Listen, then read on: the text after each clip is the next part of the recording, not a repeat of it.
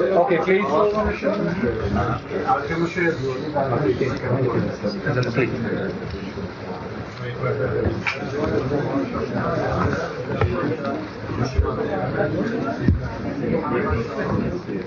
All right. So we understand now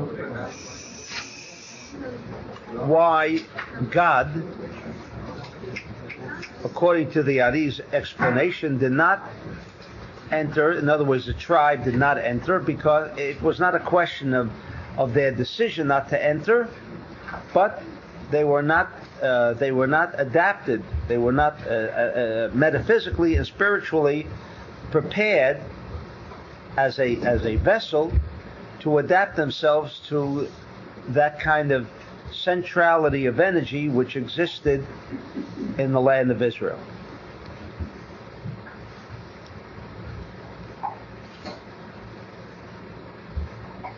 Now, v'chetzi shevet haMenashe, and we asked the question. It says here in the portion of the week of Matot that the half of the tribe of Menashe came and said, we would like to remain, and half said we would like to go. And so the Ari says, Da she Yosef nasa asnat shehi bat dina. Shows you how the stories of the Torah suddenly take on another significance. And maybe one day we'll even come to the realization that there is no such thing as Judaism. It was all teaching us about life. It wasn't to give me a job as a rabbi, right? Da she Yosef nasa asnat shehi badina. Yosef, when he was in Israel, when he was in Egypt, he was given a wife, and the Ari says, as well as the Talmud and also the Zohar, that this was this Asnat was the daughter of Dinah. For those of you not too familiar with the Bible, and I'll just give you the source reference. So at your leisure, just to familiarize yourself, this is in Genesis. In Genesis, in the portion of Vayeshev,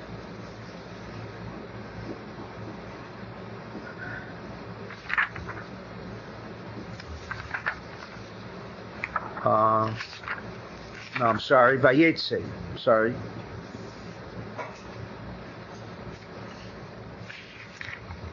That Jacob had one daughter with Leah, and her name was Dinah.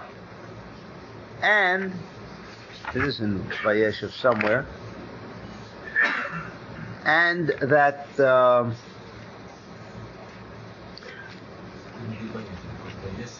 Vayeshev is already is after, because it's after. Oh, here it is. Okay, chapter 34 in Genesis. And Dinah bat Leah went out, who was born to Jacob, went out to see the land, and she went to Nablus, and there the son of the leader of the tribe of Nablus, doesn't say he forced her, but in any event, they had intercourse, and then there is another story that goes on and on and on. But a daughter of this conception, there was an intercourse and conception. A daughter was born to Dinah, and this daughter was the Asnat that is mentioned in the Torah when he married. Why would the Torah say something that important? What's that? Why would the Torah not say that? Why doesn't it say Bat Dinah, right? Yeah. Okay.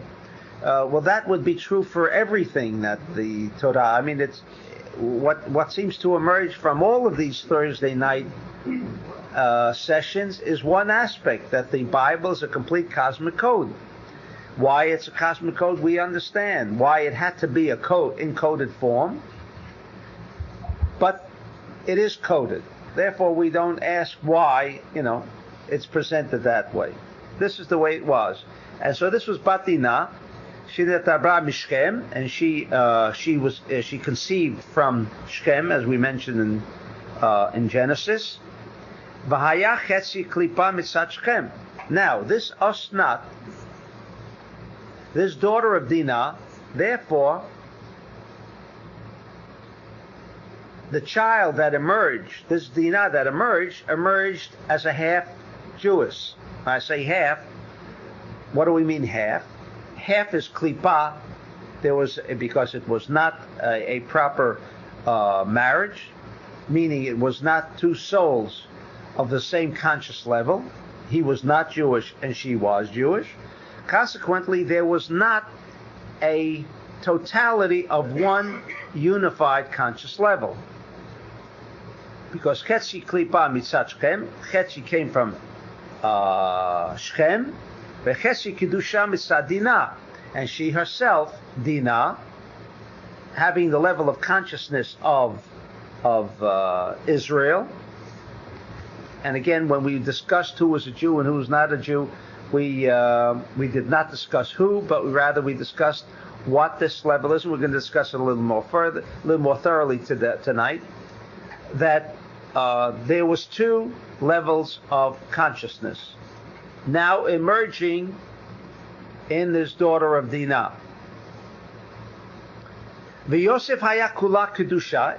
Joseph himself was kula kedusha. Came from that level of total kedusha. Kedusha, as you know, doesn't really mean the word holy, but rather it was a totality of the highest form of receptivity. In other words, the desire to receive was in a complete unified whole. And when Joseph had intercourse with Osnat, Nolad Menashe. The firstborn was Menashe.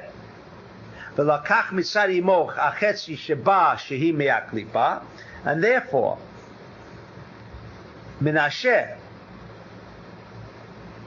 within his consciousness that he inherited from his father and mother, meaning Dinah and Shechem, this is the outgrowth of these two parents. Consequently, his consciousness was represented by half of the kedusha of his mother and half of the kedusha of his father.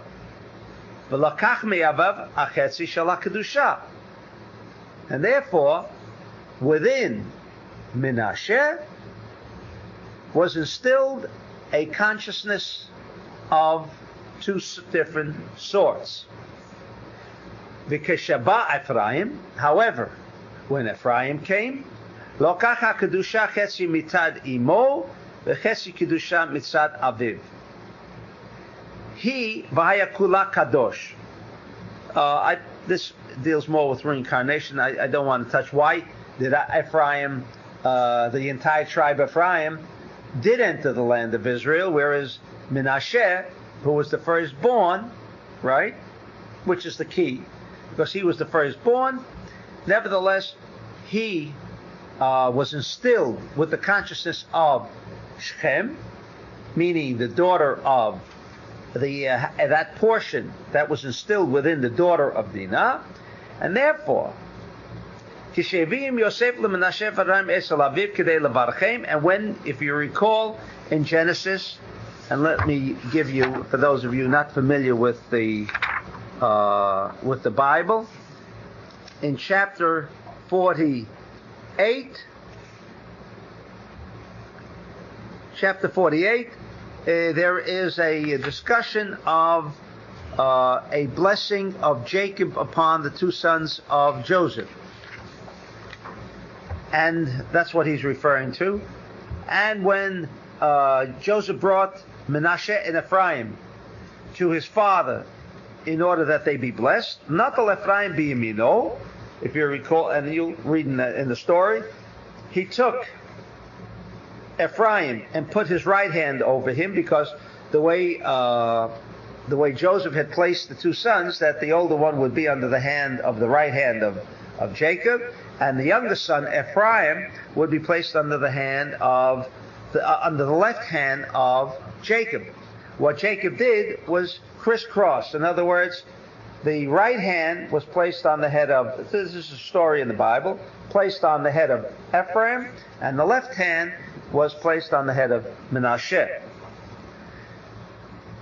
Natal Ephraim b'yamino mismol Yisrael, u'Menashe b'smolo miyamin Yisrael k'noda. Va'amalo Yaakov, and Yaakov said, Yadati b'nei Yadati.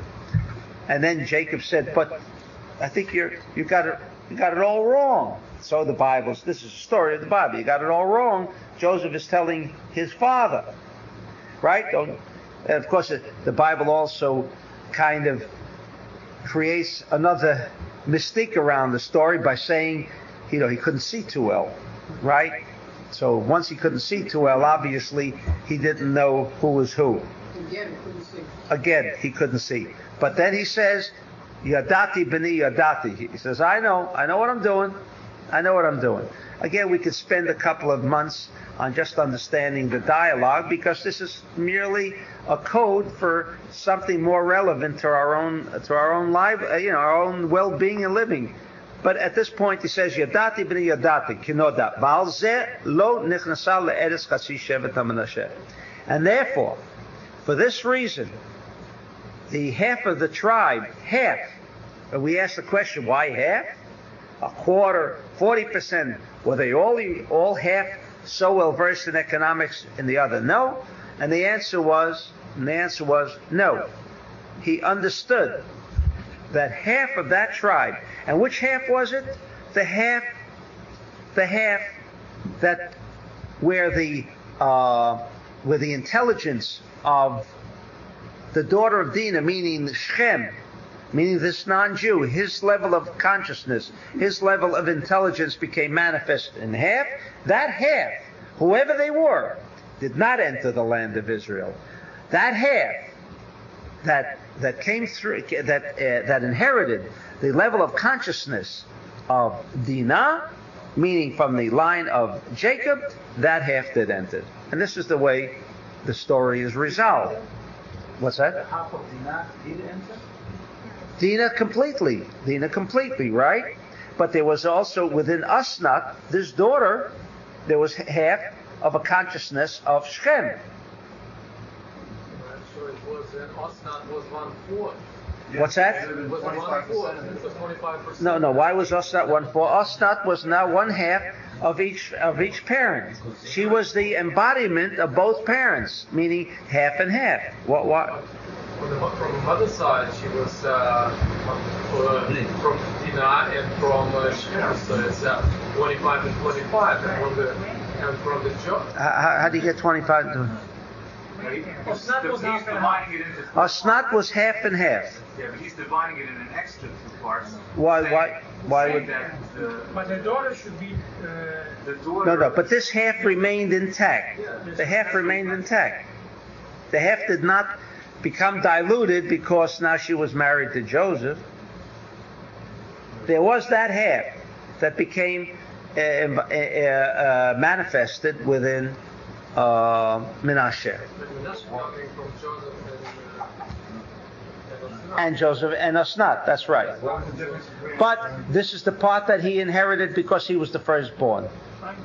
I said we could spend more time now in trying to explain away what was the difference between Ephraim and Menashe, but I want to leave that. Asnat did not invite her mother to the wedding, or What's that? she must not have invited Dinah to the wedding because Dinah would have known Yosef was alive, no? Right. She was not obviously present. It seems they got married without the parents. It's interesting that they both were soulmates, you assume, and they both wound up in Egypt. They were both in the land of Canaan, and they both wound up in Egypt. Right. Right? Osnat was originally from Shechem. Yeah. Right. And she wound up in Egypt, away from the family. That's right. How did she wind up? Well, there are many legendary stories surrounding how did she wind up in Egypt. I mean, why wasn't she together with what? Because she bought 14 pounds. Right. She became adopted, whatever the reasons. Right? And of course she was the shame of the family, right? She was such a shame to the family that who did she marry? the highest son of Jacob, right? Somehow the Torah doesn't work on the same principles we seem to operate on, right? Okay. What's that? Of course there's a reason. The reason is, the reason to teach us, and I think I once said this before, and it's very important, because rather than be judged more on, but I guess most people do not live do not reap the benefit of living in a spiritual consciousness. So the best bride or the best groom is the one that you can observe from a very superficial or external understanding. Whereas if you're spiritual, then you can see the soul of the individual. No, that's who you want. And Joseph obviously was somewhat a little more spiritual than most people. And so when he married Asnat, who was part non-Jew, right? How could he marry a part non-Jew? I mean, it's not blue blood, and all of the usual things we will all attribute to a non-Jew, right? And yet, the Ari already explains that. How come Abraham came from Terah? God couldn't pick out a better chariot with a better line, blue-blooded line. Not only that, but who was Terah? I mean, we know who he was. He wasn't just a normal, average individual. He was the leading idol worshiper of the known world at that time, and everything else. And so the Ari says, how come? How come we got to pick out this kind of a guy? Well, during intercourse, that Abraham's father with his mother, the thoughts they must have had still created Abraham. Yeah, it was awful. It was awful. I'm telling you, the world's leading idol worshiper. Yeah, but right? I would say within this intercourse there was. All right. Okay. I'm going to give you I'll give you the Ari's answer, and so it'll take care of it. So the Ari says that when a high soul, let's say a soul of Abraham is destined to appear in time. In other words, the aspect of Chesed, the force, the energy, intelligence of Chesed, now has to make its appearance in our world, rather than be restrained in Genesis 1, right, where it was created as a pure, unadulterated, without physical corporeal insulation on day 1. Now it had to make its entrance into this physical, corporeal world, not unfit for that kind of a soul, maybe. When that soul is ready to come down, or when any high soul is ready to come down, the Satan says, well, this is good food for me. He realizes the capability and ability of this child, this soul, and that's who he's going to latch on to. And so that, in effect, would limit or possibly take this high form of pure energy into the world of negativity.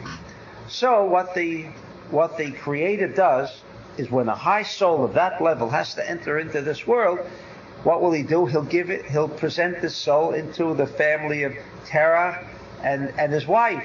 Well, then the Satan says, what kind of soul? I'm like Eitan says. I mean, you realize what kind of energy, intelligences, and thought consciousness was going into this conception.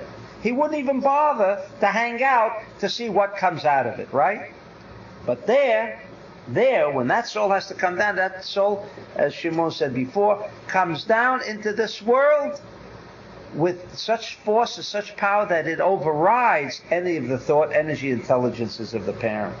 He's concealed. What's that? He's concealed. That's right, and totally concealed. Doesn't that take away the free choice of the parents? You said the thought is so important. Because they were only there for one reason: to fool the Satan. The only reason for his existence. Yeah, but the question is, There was no free will for Abraham's appearance Abraham's appearance was so that we now could make use of that kind of energy intelligence called chesed. Or not, it would not have made its entrance into the physical corporeal universe that we reside in. So obviously we just got the secret why the Torah is considered. Right. Right. One of the reasons. Okay. Is that what you want? No, it's just totally robotic. Right. That was a total robotic consciousness situation. All right? Okay, now...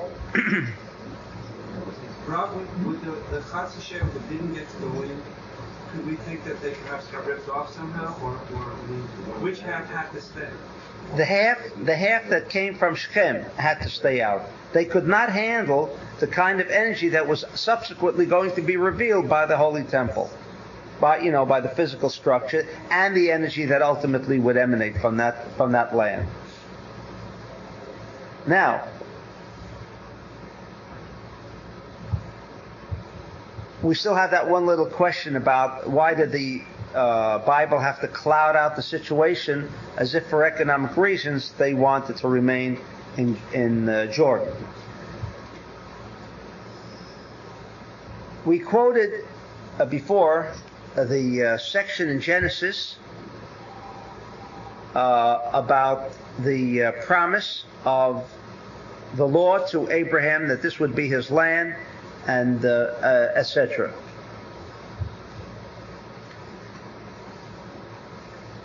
And on this section, we have a Zohar in volume 2 of the 10-volume edition, Parshat Lecha, page Ayin 70, or in the old edition, the original edition of the Zohar, which is Pei Hey 85. Bore, says the Zohar, כמו שהשכינה אינה מתגלה אלא במקום הראוי לה, כן אינה נראית ואינה מתגלה אלא לאיש הראוי לו. Understandable. The Shekhinah, we discussed once what the Shekhinah is, but just for the purpose of for those who haven't heard what the Shekhinah means, there are many interpretations of what the Shekhinah means. What it simply means, and that we can all understand, is the concentration of all knowledge, past, present, and future, all concentrated in one energy intelligent force. We've asked many times the question, how come we don't remember things that happened yesterday? I mean, once we've gone through an experience, or we meet somebody, and we know his name, and then we can meet him 2 weeks later or 6 years later, and we forget his name. Oh, but we know that we met before. And then there are some times that we completely forget that we ever met this individual. How come we don't remember yesterday? And certainly, how come we don't know tomorrow if tomorrow is present? The answer, simply stated, is that the Shekhinah, it's a nice term, it's a nice Kabbalistic term, Shekhinah. So many different names have been applied to what Shekhinah means. It means the holy presence, also from the word shachen, to rest. But what it means in a nutshell, Shekhinah is a concentration and consolidation of all known forms of energy, intelligences, of all information, of everything of this universe, whether it's past, present, or future, irrespective of time, space, and motion. In other words, someone who is imbued with the Shekhinah, someone who has the Shekhinah resting with him, as the expression goes, knows what's happening right now in China, or knows what's happening right now in Russia, knows what's happening all over, knows what's happening with everyone. there are no secrets, because what to most people can be the limitations of time, space, and motion, where that governs that limitation. For the one that Shekhinah rests upon him, there is no such thing as limitation. Therefore, with this connection and tapping this kind of consciousness, nothing is unrevealed. All right? So, the Zohar says that as the Shekhinah is not revealed only in the place which belongs to her, and that was, of course, the Bet HaMikdash, the Holy Temple, that was in Israel. In Israel, that's where the Shekhinah was.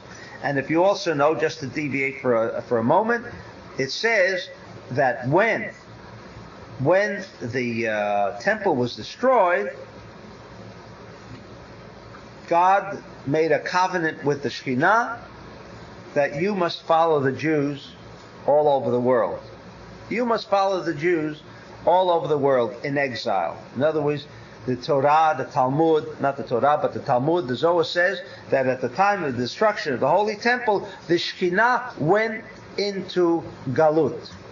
At the time of the destruction of the Holy Temple, the Shekhinah went into Galut. And it says that the Shekhinah ain't begala ela b'makam haruila. Where is the proper place for the revelation of the Shekhinah? In Israel. But just as she does not become revealed, as during the time of the existence of the Holy Temple, it means the Shekhinah was there. What does it mean the Shekhinah was there?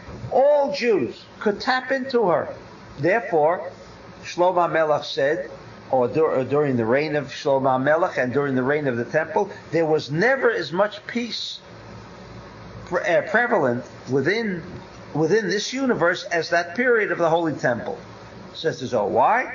Because at that point, everyone can access into the Shekhinah. Everyone. And so when you have no problems, when you're living on a level where everything is good, and really everything that it can appear to be in a state of disruption, in a state of despair, in a state of chaos, simply didn't exist. The only reason that people are busy each day trying to accumulate, let's say, more wealth is because maybe tomorrow something might happen. The insecurity, the uncertainty is what makes most people move each day. If that uncertainty wasn't there, then why not just sit back and enjoy it? But this is because the temple does not exist. The Shekhinah is not revealed. And as the Shekhinah is not revealed only in its proper place, says the Zohar, Ken eineru nirat beina mitgale ella leish haruilo. In other words, it reveals itself only to the individual. That means that individual can be anywhere in the world. If he is a proper channel for this kind of revelation, he can tap and access into the Shekhinah no matter where he is. But it is only for those who are ruila, says the Zohar. Only for those who can adapt themselves, who are compatible, with the Shekhinah.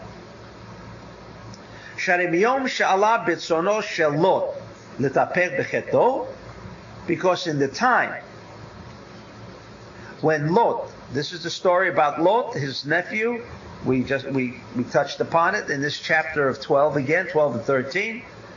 When Lot decided that he wanted to deviate from the course of Abraham, Nistalek Ruach HaKodesh me Abraham. When Lot, his nephew, who was in his presence, decided that he would make use of all of this access, of this energy and this information for evil purposes, and because Abraham was in his midst, Nistalek Ruach HaKodesh me Abraham. In other words, the Shekhinah was no longer available to him for access, And it also disappeared from the Ruach HaKodesh, meaning the Holy Spirit, which means accessing into the level of consciousness, which is beyond time, space, and motion. That's what the Ruach HaKodesh means. Ukshelot nifrad mimenu, but the moment that Lot separated from him, miyad sheruach HaKodesh chazah bimkomo. Immediately, it came back to Avraham.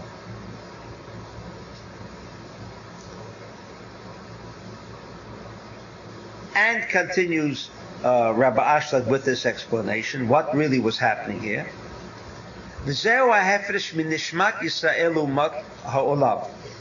What in essence is the difference between the soul of a Jew and the souls of Umot Olam, of those who are not classified as Jew? And I don't want to repeat again the session we had on what is a Jew. But in any event, there are two levels of consciousness. Now he explains it.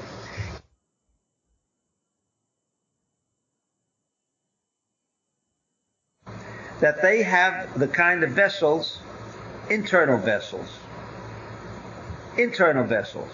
where the recipiency really takes place. You know, you can have a cup or a glass. You have the exterior of the cup, and you have the interior of the cup. Now, it is true, without the exterior of the cup, this cup could not make manifest or could not absorb anything within its midst. However, that which essentially draws the water to itself is that which is internal. That is the real vessel. The external part of the glass is the support, you might say, but it is not the actual aspect or part of the glass that holds within its midst that which is receiving. So he says, Ki Yisrael nimshachim mibchinat kelim depnim, ve'em ruim lekabel orot shleimim, gam miterem gemar tikun. The Gemara Tikkun means at the end of the resurrection, at the end of the correction period, everyone will be in that level of, everybody will be in that level of consciousness, tapping in to all of this information, and consequently that would bring peace on earth and goodwill towards men, as it was during the time of the Bet HaMikdash. That's why everybody was happy. All peoples of the world. Because they were all tapping in. So if that was the case, then why did Mashiach come right then? Because all of the souls had not yet entered this physical universe. From the exterior of the vessel.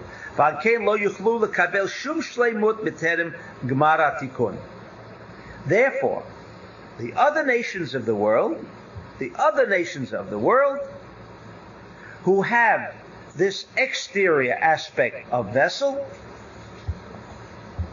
and because they haven't got the proper vessel for channeling a total or a totality of this information, must wait until the end of the correction period.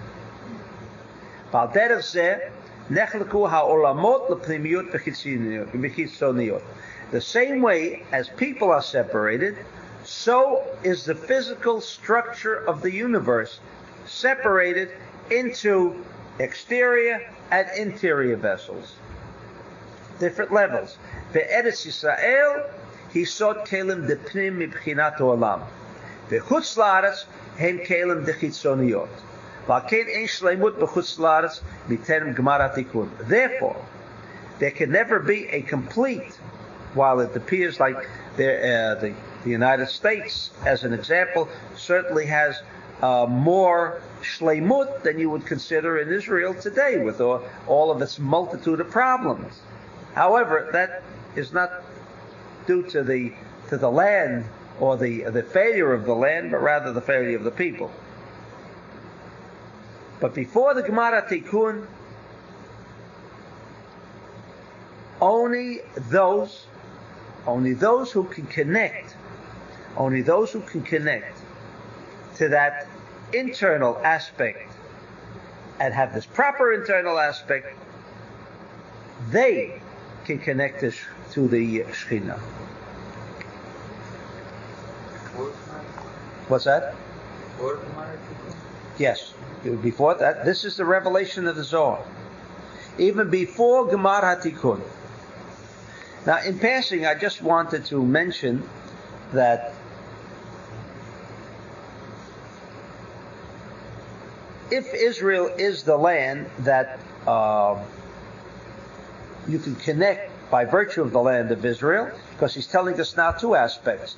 There are the people and there is the land. And only in the land of Israel can you make, or is that your channel for connecting to the Shekhinah? In other words, you need a physical, and we do need physical channels by virtue of an intention to connect with the Shekhinah. Therefore, if, as I say in passing, anyone praying outside the territorial borders of Israel should be at least informed, as the Zohar informs us, that when you pray, you must change your space. If you are connecting, in other words, if you're living in Queens and you're praying, let's say, in a particular temple or Bet HaKnesset, to connect to the Shekhinah, to connect to that all-embracing, unified whole, and if your mind is not, or you haven't transferred your consciousness, which is 99% of yourself, if you haven't transferred that consciousness to Israel, then you have only connected to the exterior, only to the exterior of a vessel, and that exterior does not connect to the Shekhinah. It would become like anybody else. Then you would be. Any non-Jew. That is correct. Now that is saying something which might sound too drastic, but nevertheless, this is what appears to emerge from the Zohar. How do you reconcile the fact that they say that the Shekhinah went out of Israel? Exactly. Right. How do we it seems to be a contradiction, right? He says that the Shekhinah only can rest in the place it belongs. But he also added, we forgot for a moment, he also added that it just as it rests in the place where it belongs, it can also rest on that individual who can tap into who is a proper vessel. Even outside. An individual. That's right. The individual who is connecting to the Shekhinah, meaning he can be outside of Israel and still be able to connect to the Shekhinah, because if he is a proper vessel and he will connect to Israel where the Shekhinah is, in other words, he's got to go via Israel. But he could be outside of Israel. Now, why did he have to say? He should have said one thing. Listen, the Shekhinah does go out of. It's not. The Shekhinah cannot rest outside of Israel. It's not the place for the Shekhinah. So what does it mean when it says in the Midrash or the Zohar that the Shekhinah, the Jews were promised with a certain guarantee that fear not, the Shekhinah will go outside to assist you outside. And yet the Zohar says that the Shekhinah can only rest where it belongs. So here the secret lies that if you are a proper vessel, and if you somehow are told, like tonight, that the Shekhinah is there, that despite the fact that you physically might dwell outside the territorial borders of Israel, but if you are an adaptable channel, then you can connect to the Shekhinah despite the fact that you are outside the territorial borders of Israel. Is in Israel or is not in Israel? It is in Israel, It's not. and it's not in Israel. It's in Israel for some people who can connect to it. And now let's say further. What happens if you're in Israel and you want to connect to the Shekhinah, but you yourself are not a proper channel? The answer is the same. You will not make the connection. Therefore, the problems that arise and exist in Israel are even more severe because they are still closer to the energy center where things are taking place. Here is more of a long distance. Thomas says the Dalet Amot around the Sadiq is Israel, correct? Right. Do you have to be Jewish to have a proper channel? That's he's saying now. To have that channel of the epitome, we learned this when we discussed what is a Jew and what is a non-Jew. This is not being prejudiced, and this is not egotistical to say, well, I'm Jewish, because we know that there are those who appear to be Jewish and are really maybe not Jewish, and then there are the other situation of those who appear to be non-Jewish and yet emerge as Rabbi Akiva, right? So this again depends on being able to observe the interior of the individual, which is the soul, rather than the exterior. What about non-Jewish prophets? Are we saying that exist perhaps today or in the past? Are we saying that they were probably? Well, it says when we said about there shall never rise a prophet as great as Moses in Israel, and the Zohar says, as well as the Talmud, in Israel there shall never be one as great as Moshe, but amongst the nations of the world there will be one as great as Moshe, and that was Bilam. So that a prophet who is one who can see the past and the future, right? Yes, can connect to the Shekhinah and be a non-Jew. And Shekhinah is if he, but not on that level, not on the level. So he says as great as Moses. Right, but he's telling us as great as Moses that he could, but there was an aspect of Moses that he did not achieve. Different from that system. Right. But he was connecting to the consciousness that knows not the same consciousness. We say almost. Let's say almost. That's right. That's right. Right. That's what we said, because Moshe came from the positive aspect of the Hevel, and he came from the negative. So in that negative consciousness, that is not the Shekhinah, but that he can connect on a level of where time, space, and motion does not exist. Bilam. Yes, but for negative purposes. But the Rav said before, that's what the Shekhinah is. It's that space. Shekhinah is only connecting to the positive aspect.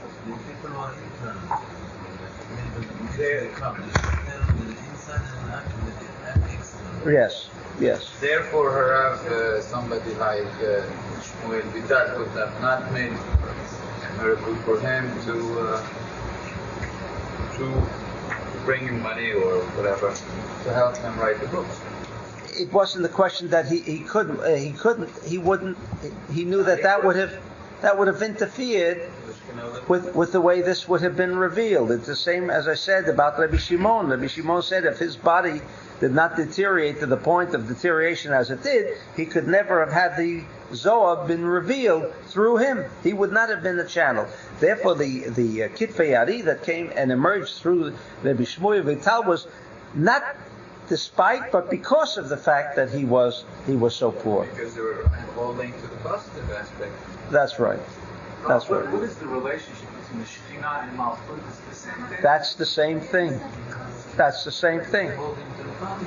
So, in essence, when we act as channels and meditate on Eretz Yisrael when we're praying, we're actually connecting to the Shekhinah at that level, acting that as is vessels correct. to receive. And the Shekhinah acts as that satellite or intermediary, but the Shekhinah as a Shekhinah is the all encompassing, all embracing knowledge and information and intelligence that exists in this universe.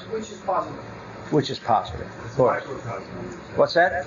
Yes, that's correct. All right.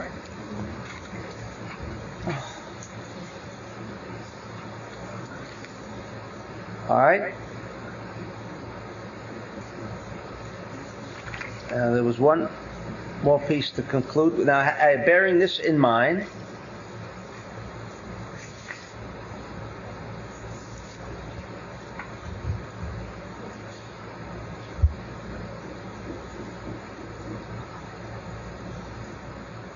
therefore, these, when there is an arousal by what about, like we discussed about Bilam, what about an arousal of these vessels of Chitzonim, the exterior vessels that are drawing down? They are drawing down from above to below, which means without restriction. She'az holechet hashefa lelohim acherim. Ki hashpa'a igia la'ayin sarim shalahem. Ki hakelim achitzonim shel hashchina krovim le'umot ha'olam. Ki rak hem mekablim mehem u'bederech hazeh tavin kol hamama. In other words, when Bilam were all drawing down and they were able to connect, they were able to make this kind of connection, but they were because they were not Jewish, they were making these connections to the exterior. The exterior or interior is like we discussed in the aspect of the sun. There is a positive aspect to the sun, there's a negative aspect to the sun. Without the sun, there could be no life. However, the sun also has this negative aspect to it. It can create fires in California without rain. It dries up the timber becomes very dry, or it burns up. It has its positive and negative aspects. This is called exterior. So when we want to connect to the sun, let's say during the month of Leo, what we're thinking of is connecting not to the negative aspect of the sun. We must be very emphatic when we make all of our specific meditations. Medications is right. That we are connecting. That we are connecting to the positive aspect of anything, because everything as an individual contains an interior and an exterior. What's the interior? The soul. What's the exterior? It's the energy intelligence of the body, which is desire to receive for oneself alone.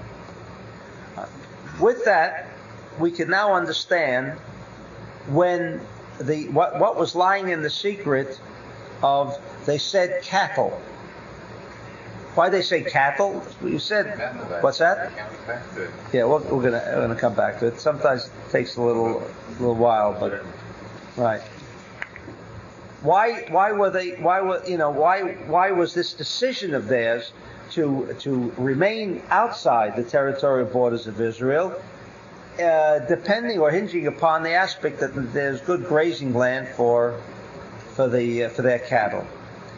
Simply stated, since half were destined to remain outside, on a physical level, that same thought of half remaining outside had to become manifest to some. There had to be some reason. So there has to be a physical reason that would compel them to remain on this side rather than that side. But the question we ask, well, then they could go into the handkerchief business, lingerie business, other things. Why did it have to be cattle? So, what? So the ultimate cause always remains concealed in the physical world. That's right. That's only right. For those who can understand Only. why.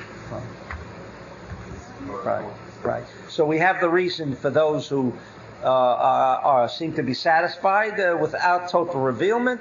That was the reason. All right, on a physical level. However, we know that there are 4 levels of consciousness. 4 levels of consciousness. The Kabbalists gave it a name. The name could be misleading, but nevertheless they had to choose some words by which we can all get a definition. That means inanimate. As you know, the four levels of consciousness are referred to as inanimate, vegetation, animal, and human. Now, medaber, the one who speaks.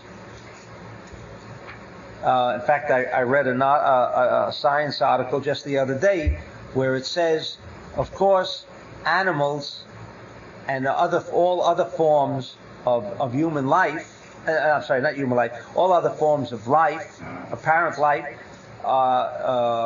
have not evolved to the level of humankind where we can communicate with each other. And I thought for a moment, I said to myself, that's a completely egotistical statement. Because, first of all, if you take, people like dogs, for the reason that they can hear sounds that we humans cannot. So who's on a higher level, they or we? Their level of frequency is much higher than any human being, right? Now, do they communicate with each other? In fact, they communicate so well with each other that we humans can't even understand. But because we consider humankind as, well, you understand what I'm saying and I understand what you're saying, but you and I don't understand what he's saying, therefore he must be on a lower level. And that's a total... The dog understands us. What's that? The dog. Oh, the dog understands, he understands us, I'm afraid, a little better than maybe we understand him, or we understand each other. Right? You can't fool a dog. Can't fool a dog. We understand all dogs. We don't understand... Absolutely. Oh, I can tell you from experience. You can't pull nothing. But we say they're stupid and so on. But for their consciousness, what they do on a robotic level of consciousness, we would never dream of. What I never realized. There's a mitzvah in the Torah, that if a man is in a field, a human being is in a field, and he goes to the bathroom, right? He must cover it up. He must dig a hole and cover it up. That's the mitzvah. That's all it says. Today we can explain it away by saying, disease, etc. But do you know what a dog makes? That's what he instinctively does. Dog too. That little Sparky. Every time his back legs automatically shake up the land to cover it over. Incredible. But that's robotic consciousness. Only the dogs that are reincarnated. The other don't abide by that mitzvah. There must have been Jews. Oh, I see. The ones who do cover it were Jews. All right. I can't disagree with you. All right. In fact, they want to say this dog was once a Rosh Yeshiva. They're trying to say. But I don't think we're putting down Rosh Yeshivas. Leaders of Torah study academies, because the Ari tells us that some of these guys wound up even worse than that would have been a high level state of consciousness, being winding up as a dog. They could have wound up as a stone. I remember someone reading, or maybe it's the Talmud, that dogs don't go to Olam Haba, or they don't have. There's no reason. Is there? I don't know what that statement means. All we're saying is that we know from the Ari's gates of reincarnation that no matter what level the individual has descended to, ultimately his tikkun is to raise from one level of consciousness. In any event, what I'm trying to say is that animal means for us a level of consciousness which is of a lower level of consciousness, a lower level of intelligences. What we learned in the Ari, and why did it say cattle? To indicate to us that the reason why it's cattle and it's not something else, that their level of consciousness, as we learned in the Ari, for the reason why were they of a lower level of consciousness, because there was half, or there was no da'at of a human being. No, as Yaakov didn't know. Now, if we're going to stress the point of Yaakov didn't know, we're getting stuck and hung up on the story. But when it says he didn't know, meaning at that point, the level of consciousness of what a human being is, that free will level of consciousness, did not exist. The free will level of consciousness did not exist. The level of consciousness of cattle did exist. Meaning, he had that lower, it was robotic, he was doing things without da'at. That's why the Ari stresses the point of da'at. With every level downwards, it's absolutely robotic. The hearing of a dog, of a much higher level of frequency, much higher level than a human being, but it is only robotic. Because a human being who does not hear sound, as a dog, but if he should become connected with the Shekhinah, what do we say, in effect? He hears, not only he hears like a dog, he hears everything resounding throughout the universe. If he's connected to that level of da'at. If he's connected to that level of da'at. But these people, as the Ari described, and why they weren't at that level, they were the level of consciousness of cattle. Meaning that level of frame of reference, one step down. That's why, the discussion that's centered around all of these three. Ruvain,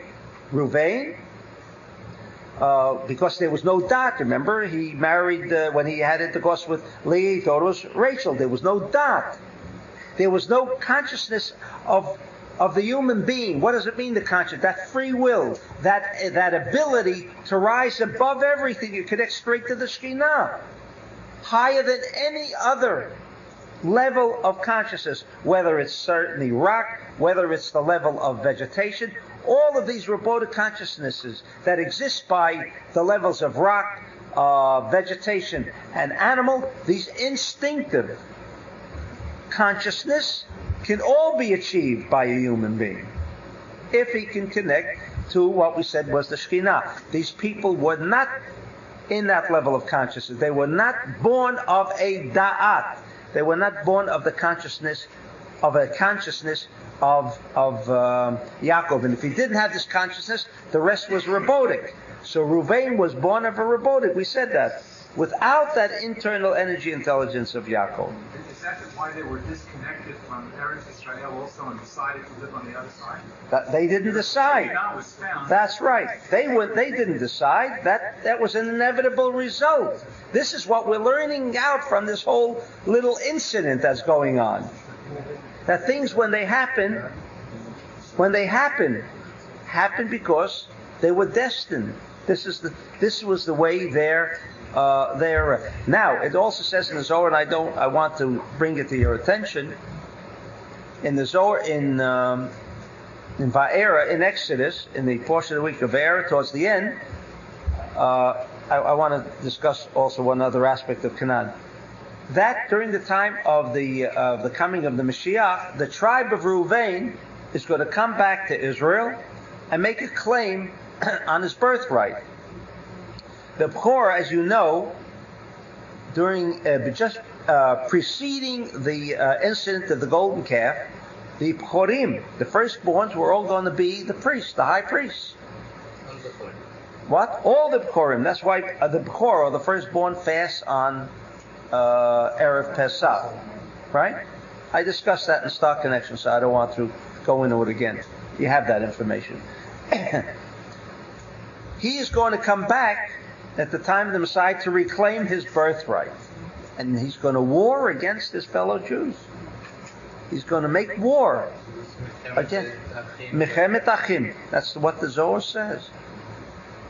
Now we can understand why he's outside and why because what is not rightfully his, he's going to try to reclaim, because on another level of consciousness he says, am I not the firstborn? But rightfully it doesn't belong. I'm just mentioning that in passing. Confusion around that when the Shekhinah left, and those particular 2.5 Shvatim could have entered Israel. Not these 2.5 tribes.